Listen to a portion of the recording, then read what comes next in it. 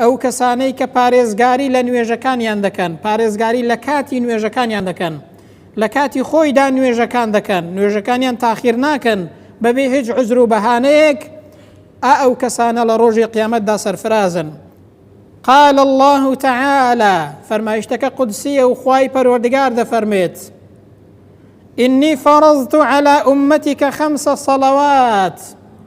خوای گەورە دەفەرمێ ئەی پێغەمبەر ئەمن لەسەر ئومەتەکەی تۆ 5 نوێژم فەرز کردووە. ئەو 5 نوێژە دەفەرمێ وعهدت عندي عهدا، پەیمانێکیشم لەلایەن خۆمەوە داوە. بە کێ و چۆن پەیمانەکەی داوە خوای پەروەردگار؟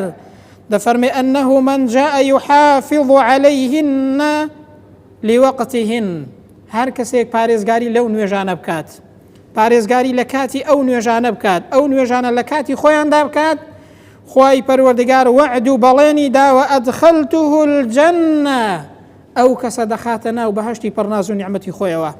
دەی ئەوە بەڵێنی خوایە، 100% دێتە جێ، بەڵێنێکە ڕاستە، خوای پەروەردگار وعدی بەخلاف نادات.